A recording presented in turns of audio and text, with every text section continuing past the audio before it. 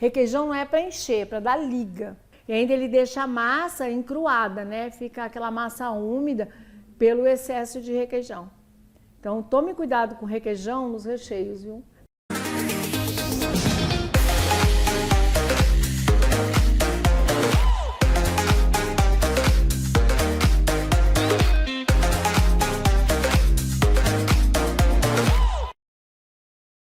Sejam muito bem-vindos, futuros mestres da panificação. Eu sou Roseni Egutti, carinhosamente chamada de a mestra dos pães pelos meus alunos.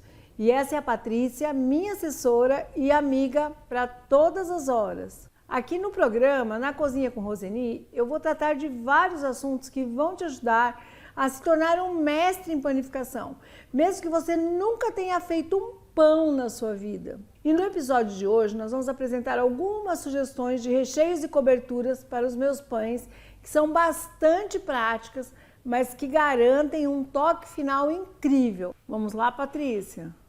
Como é gostoso ver um pãozinho com aquela geleia de brilho, né? Maravilhosa. Muito bom. Qual é a importância dos recheios nos pães? Para quem gosta dos pães recheados, né, a importância, assim, ele agrega à massa um sabor melhor, né? Porque se eu tenho uma massa neutra, então eu posso dar um sabor melhor a ela usando vamos dar um exemplo, uma goiabada, né, no recheio, um creme. E também, ao mesmo tempo, se ela é neutra, eu posso colocar uma calabresa, um presunto, queijo e assim por diante. Ela dá um sabor melhor aos pães e aumenta o volume dos pães, né? Porque quando eu uso recheio, eu vou ter um número de pães, um volume maior de pães. Todos os pães devem ser recheados? Todos os pães podem ser recheados. Não é que devem, eles podem ser recheados, tá? Quando eles não são recheados, pelo menos eles podem receber uma cobertura. Mesmo quando você faz um pão integral, que você faz ele um pão de forma integral, você pode ter um recheio nele, né? Porque nozes não é um recheio? Nozes é um recheio, ameixa, uvas passas. Então, eu falo que todos os pães podem ser recheados, sim. Eu posso acrescentar, enriquecer eles com algum produto, com algum recheio. Então, qualquer pão pode ser. Até o pão que você fala pão branco, pão caseirinho, eu posso enriquecer. Às vezes eu enrolei um caseirinho, eu posso colocar lá no meio de um caseirinho uma fatia de presunto e queijo para ser uma surpresa quando eu cortar a fatia. A não ser quando eu já tenho especificamente que eu vou produzir pães sem recheio nenhum, mas isso já é definido, né? Eu quero usar esses pães para servir aí com patês, com geleias, né? Com uma mesa de frios, aí eu vou ter, não condiz com o que eu quero fazer. Se eu levar um pão recheado para servir com uma mesa de frios, não vai combinar, tá? O croissant mesmo, o croissant sem recheio também combina muito bem com uma mesa de frios. E o croissant recheado também fica maravilhoso, né? Que também é um pão neutro, em que eu posso fazer doce e salgado, né? Cada um de acordo com a situação, né? Exatamente, depende da situação. Às vezes eu estou tirando uma massa onde eu posso abrir uma folhada e eu posso cortar metade e fazer tudo sem recheio, porque eu vou servir numa mesa com frios e tal. E talvez naquele mesmo evento eu vou precisar dele recheado para servir num coffee break, né? Então eu tenho essa oportunidade de dividir essa massa e ir cortando os sem recheios e os com recheios. O recheio altera a validade dos pães? Sim, recheio altera bem a validade dos pães. Por exemplo, vou te dar um exemplo. De repente, eu recheei lá um pão, né? Um pão que eu tinha uma massa branca, que eu ia fazer um filãozinho, e eu resolvi pegar esse filão e colocar lá calabresa, por exemplo. Já muda, porque a calabresa pode rancificar o pão com a gordura dela. Então eu falo assim, aí aquele pão que poderia durar 5 dias, que ele não tinha nem o recheio, que ele estava bem assadinho e tal, ele passa aí me durar uns 2 dias por causa do recheio. Ou eu acrescentei uma calabresa com cebola, né? Aí pronto, cebola com tomate, aí eu azedo muito mais fácil, que já é um produto perecível, né? Mais incidência de bactérias. Então eu tenho que o recheio altera bastante a validade dos pães, né? E lembrando de um fator, Patrícia, que pães recheados Eu até posso deixar eles na geladeira porque eu posso esquentar no micro-ondas também. Mas mesmo estando na geladeira, eu tenho que saber que a validade é mais curta. Pães recheados com muitos frios e frango, essas coisas, ele já é melhor que ele fique lá na geladeira e depois eu aqueça em micro-ondas ou em forno, né? O recheio encarece o meu pão? Sim. Se eu falar que não, encarece. É muito mais fácil eu ter um pão ali que eu usei água. Olha, vamos analisar. Eu fiz um pão básico. Água, açúcar, sal, fermento, farinha, um pouquinho de óleo e tal. Isso é um custo muito baixo. Aí, a partir desse momento que eu resolvo rechear esses pães, por exemplo, vamos lá, eu compro 2 calabresas, já é um custo elevado, né? Queijo, presunto, nada de recheio é barato. É muito difícil um recheio que seja barato. Na linha doce é mais fácil, às vezes até eu fazer uns recheios mais baratos, mas também não é tanta diferença. Assim, é um valor Mas é um valor que vai agregar, não tem como, sabe? A gente fala barato em termos. Hoje, na nossa economia, não tem nada barato. Mas o que eu posso fazer é melhorar esses recheios, aumentando o volume deles e tal, que eu vou até te passar algumas dicas depois, que melhora um pouquinho o resultado. Mas vai mexer no custo, sim. Devo ter variedade de recheios? No mínimo, pelo menos de 5 a 6 tipos de recheio, na linha salgada, né? Tem que ter, né? E na moderna de hoje, que nós temos muitas pessoas que não comem carne, não comem frios, né? Então, vocês têm que aí pensar que hoje a gente tem que ter uma variedade aí, pensando no pessoal que come aí brócolis, alho poró, né? O pessoal que só gosta de queijo. Então, assim, eu acho que hoje a variedade até pode ser mais de 6 tipos de recheio. Eu acho que hoje a gente está conseguindo encontrar pães bem melhores, diferenciados, sabor. Tomate seco, né? Ontem a gente até comentou de tomate seco. Tomate seco é uns pães que ficam maravilhosos. Um recheio surpreendente também é alho poró. Ele não precisa nem de queijo para colocar no pão. Ele simplesmente refogado e fazer um recheio de uma baguete, ele fica formidável. Brócolis é maravilhoso, escarola, né? Então, se eu pensar em tudo isso, vocês vão ter aí até ultrapassar de 5 a 6 aí, com certeza. Lembrando que não vamos ficar só lá na calabresa, presunto e queijo e frango, que são os 3 líderes, né? São os 3 recheios mais cobiçados, né? Na linha salgada ainda são eles, presunto, queijo, calabresa e frango, né? Então, qual recheio doce é mais utilizado na panificação? creme de confeiteiro. Porque eu falo que quem tem creme de confeiteiro tem uma padaria completa, porque do creme de confeiteiro eu tiro geleia de brilho, que vai decorar os pães, eu tiro o creme que eu misturo com frutas, eu tiro o creme que eu misturo com doce de leite, que eu misturo com chocolate, e o recheio é o coringa da padaria, né? É o recheio coringa, não tem jeito. Creme de confeiteiro a gente ainda ama creme de confeiteiro. Misturado com frutas cristalizadas, com ameixa. E em segundo lugar vem o recheio de coco. Coco é muito apreciado e hoje nós estamos tendo o costume de utilizar os recheios de chocolate, a base de chocolate. Hoje está melhorando essa parte de chocolate, né? Porque o creme de confeiteiro, durante muitos anos, ele absorveu toda a padaria, né? Ele é o coringa da padaria. Misturei com maçã, fica bom, misturei com banana, fica bom, e assim por diante. Com a maioria das coisas. Goiabada ainda é um recheio também de liderança, muita gente ainda gosta de goiabada. E aí vem a ricota também, que ainda é apreciada. Eu digo que a ricota é em torno de 40%. Tem que ser uma ricota bem temperada, né? Temperada, que eu digo na linha doce ou na linha salgada, ela tem que ser bem temperada. Não é só misturar uma ricota com leite condensado e usar. Não, você tem que colocar raspas de limão, colocar uma gema para dar liga na ricota, uma colherzinha de margarina, né? Enriquecer essa ricota, colocar uvas passas, frutas, fica muito bom. Mas na maioria dos... Por que as pessoas não gostam de recheio de ricota? Porque as pessoas não temperam a ricota, né? No salgado você tem que colocar salsa, orégano, um bom temperinho, misturar um outro queijo.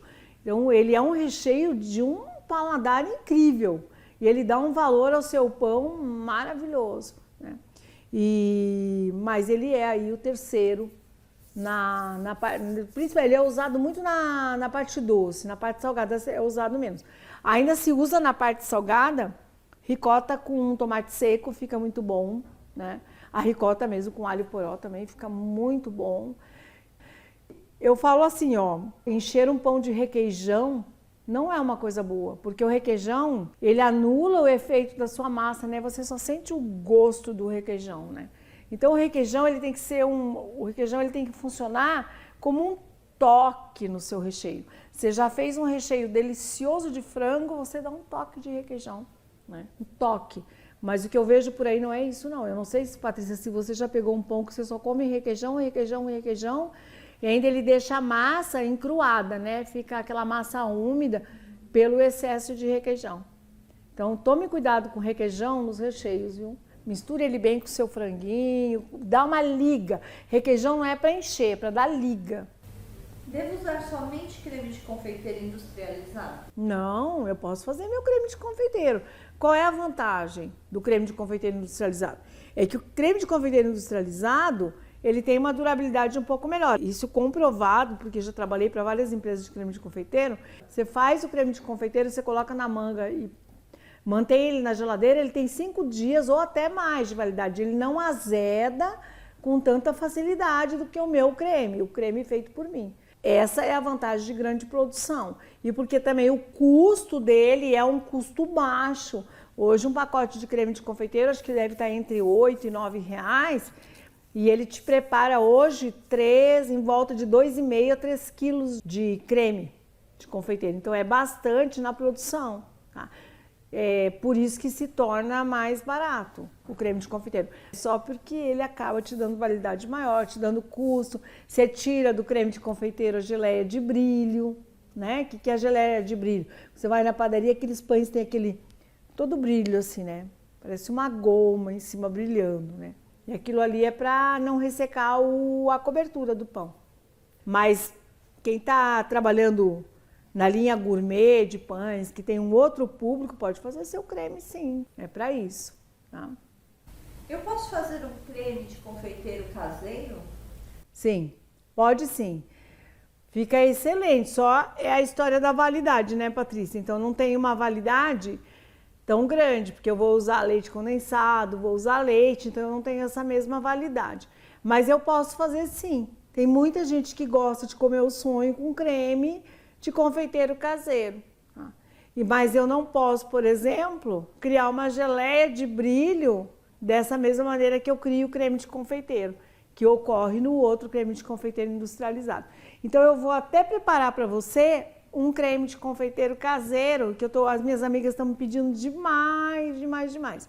E como eu sempre uso o industrializado durante as gravações, eu vou estar fazendo um caseiro para vocês. E o caseiro tem uma vantagem, né? Você dá o sabor que você quiser nele. É um creme neutro e eu posso saborizar de morango, posso saborizar de baunilha e assim por diante. Posso fazer o creme que eu quero.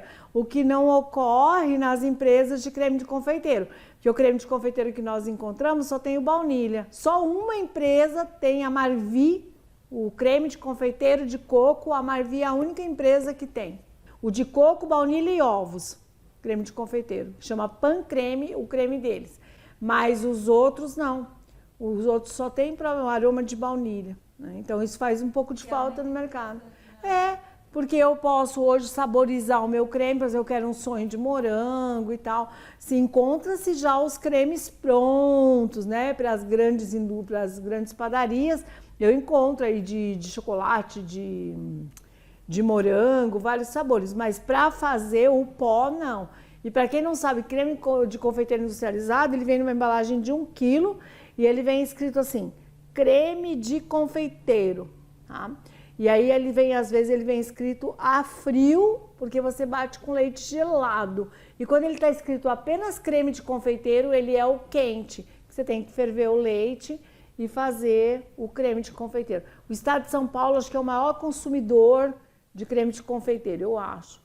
E cada região do país gosta de um creme de confeiteiro ou mais mais amarelinho, outros gostam, o estado de São Paulo gosta dele meio um amarelo mais claro. Mas em outros estados gostam daquele tom bem forte de amarelo no creme de confeiteiro. Então as indústrias têm dificuldade de conciliar isso aí nos sabores dos cremes de cada estado, né? Eu falo que hoje a melhora do creme de confeiteiro foi fantástica. É muito, muito, muito boa. Se eu falar de alguma empresa, eu estou até pecando, né? Só citei a Marvi porque ela tem esse diferencial dos demais na fabricação. Então ele é um pó, você pode deixar armazenado e também às vezes você está com pressa, você já tem lá. E leite a gente geralmente tem em casa, né? A praticidade é muito maior. Do creme de confeiteiro a praticidade é muito, muito maior. Mas tem grandes produtores, a Áurea hoje é uma delas, né? A Áurea produz um grande creme de confeiteiro, né? A Áurea Pan. E aí eu trabalho bastante com ele, que é da região lá de Santa Catarina. Então vocês podem estar procurando aí. São Paulo, se eu citar assim, ó, eu acho que São Paulo hoje nós já temos mais de 6 tipos, né, de creme de confeiteiro. Então é isso. Mas eu vou fazer o meu creme, né? O creme da Roseni, que eu acho que fica melhor aí. Aí fica o creme da Maria, da Silvia, né? De todas vocês que estão aí me assistindo. Você cria o seu creme aí, vai que você está numa urgência, não pode ir numa loja de culinária, porque muitas vezes ocorre comigo. Eu estou em casa, não tenho creme de confeiteiro, mas eu sei fazer. E isso é muito bom. Eu sei fazer, eu faço. Não fica refém, né? Não, você não fica refém de um produto, ter que sair, pegar seu carro ou ônibus para ir comprar um creme de confeiteiro. Então, sabendo fazer... Você está fazendo uma produção à noite, está terminando sua Aham. creme, acabou. Acabou. Exatamente isso. Só que assim, né, quando você cria um creme seu caseirinho é complicado, né? Porque aí todo mundo vai querer o seu caseiro aí e o custo é mais elevado, tá? Então, a gente não vai falar que, não, é baratinho. Não é baratinho, não. O creme é mais elevado o preço. Tá bom? Então eu vou pro preparo de um creme de confeiteiro. Quais são os ingredientes básicos desse creme? Ó, eu vou te passar aqui, ó. Eu tenho o leite, tá? Meio litro. Até vou falar a medida porque é bem prático, viu, Patrícia? Meio litro de leite. E eu vou usar 4 colheres de amido, bem cheias.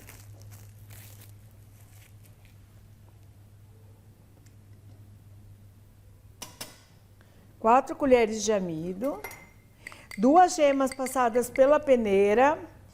Aí eu vou te falar uma coisa que você pode, às vezes, você vai falar para mim, olha, mas eu não tenho, às vezes, leite condensado. Você pode usar 1,5 xícaras de açúcar aqui e você vai ter um creme tradicional. Antigamente nós não tínhamos leite condensado e fazíamos esses cremes. Então muita gente hoje pensa que só faz creme com leite condensado. O que eu faço quando eu não tenho leite condensado aqui? Eu posso colocar 1,5 xícaras de açúcar e eu coloco umas 2, 3 colheres de leite em pó. Eu posso também fazer isso. E eu vou ter um creme aí com sabor. Olha. Como é bom a gente poder saber fazer, né? Ó, eu posso dizer para você que a indústria, quando criou o creme de confeiteiro, ela criou pensando naquele que alguém fazia. Tudo que nasce na indústria já foi um dia caseiro, tá? Ó.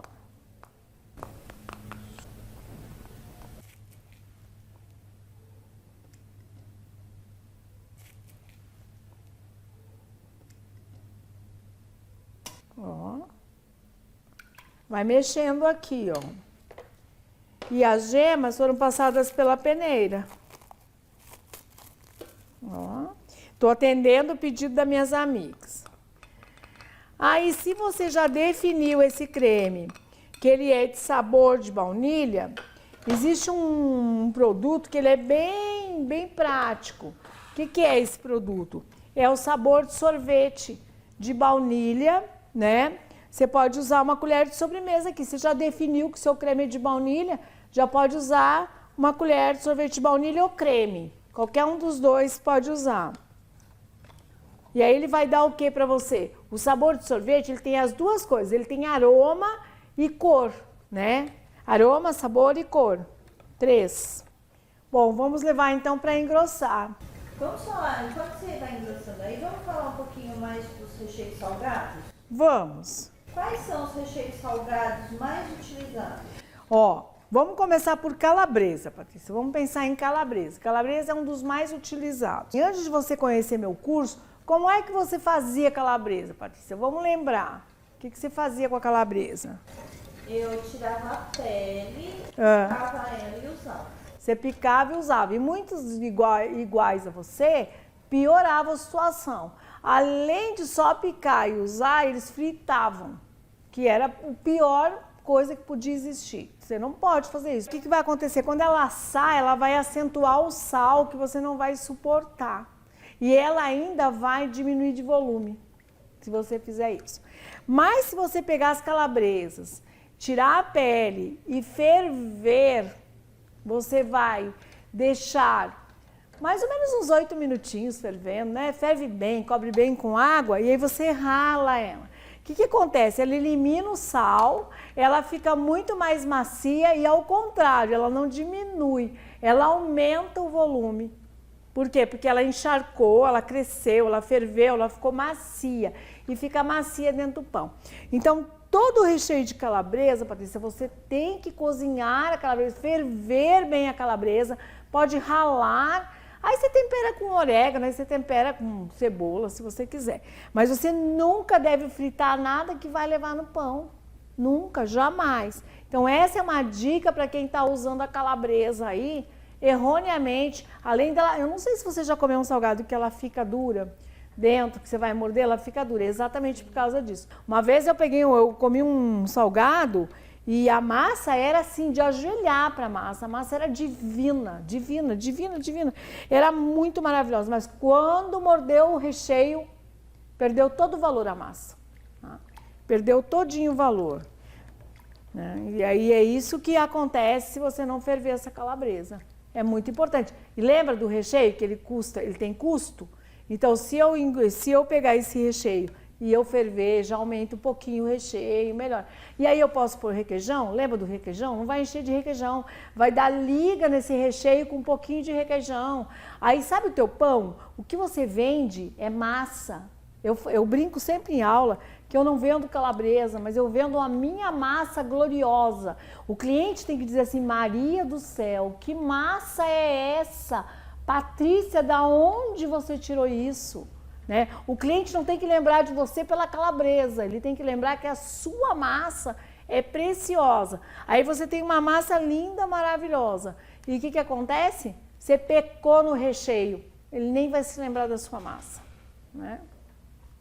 Verdade. Eu vou te contar um caso, Patrícia. Um dia eu viajo bastante e eu estava numa cidade e estava numa rodoviária e eu vinha embora. Eu cheguei numa rodoviária e eu vi vários salgados e eu achei... Eu estava andando e de repente eu encontrei uma lanchonetezinha pequena e os salgados eram lindos, lindos, lindos e uma massa maravilhosa. Né?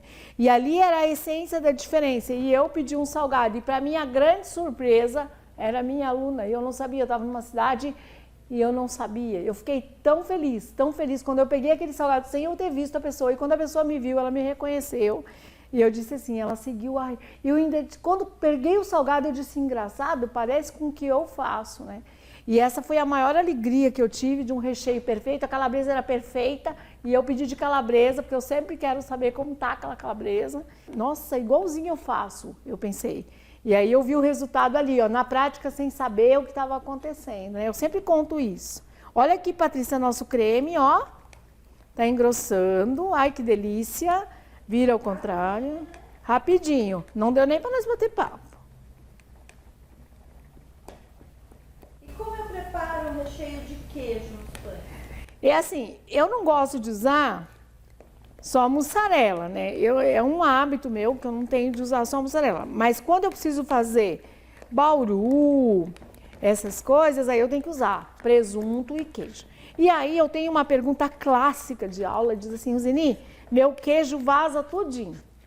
Isso aí eu acho que 90%. Olha, Patrícia, que coisa linda. Ó, você só não faz creme de confeiteiro se você não quiser, ó. Tá? Agora, aqui eu não coloquei o sabor de baunilha, porque aqui eu posso também definir, dividir metade desse creme, ó, colocar chocolate em pó, posso no outro colocar baunilha, né? E não pense que tem cheiro de gema não, viu? Ela foi passada pela peneira. Cozinha, não precisa cozinhar muito, ó. Soltou, ó. Tá vendo que creme lindo? Olha, ó. Respondendo a pergunta das minhas amigas que me perguntaram sobre creme de confeiteiro, olha. tá? Só faltou a cor porque eu não quero definir. Mas sabe quem é o maior salvador da pátria para dar sabor? É pozinho de sorvete. Tem pó de morango, tem pó de coco, tem pó de baunilha. Então aqui eu posso até dividir esse creme, ó, e colocar os sabores depois. Eu defino. Você já imaginou que você pode ser diferente na sua cidade? Você pode fazer recheio de creme de coco, recheio de creme de morango, recheio de creme baunilha, coco, morango, no sonho. Imagina o seu sonho como que vai vender com creme feito por você e com vários sabores, né? Olha só, é o custo que é maior, tá? E aí você pode cobrir, colocar um saquinho e você faz isso para não criar película ou já põe na manga direto. Põe na manga e não pode levar para a geladeira enquanto não esfria total, gente, creme de confeiteiro. Tem que esfriar total. Gostou, Patrícia? Tem muito.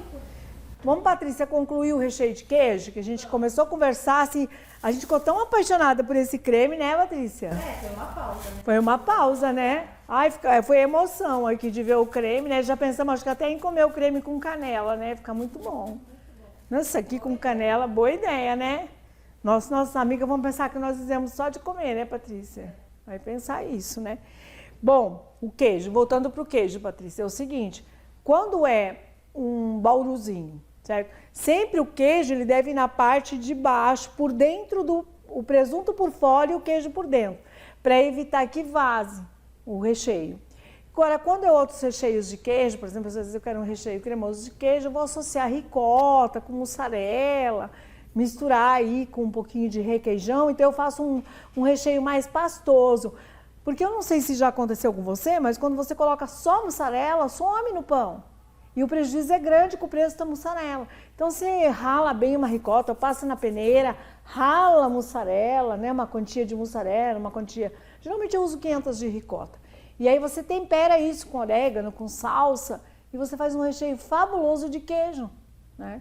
Porque se colocar só mussarela, fica muito ruim no pão só a mussarela, né? Ou aí dá uma liguinha com requeijão, né? Você pode jogar um provolone, faz uns 4 queijos. Mas se você usar a base como ricota, ricota é uma base barata para recheio de queijo, né? Vai te ajudar muito a enriquecer os seus pães. Aí dessa base você pode fazer com azeitonas, com tomate seco, né? Essas coisas. Use sua criatividade, né? Tá gostando, Patrícia, das ideias? Bastante. Na próxima semana eu vou te dar mais dicas sobre recheios e coberturas. E é isso. Se você gostou desse conteúdo, já se inscreve no canal e deixa uma curtida aqui. Se tiver alguma dúvida ou sugestão, pode deixar um comentário que eu e o meu time vamos responder com o maior prazer. Muito obrigada por assistir até o final e até a próxima.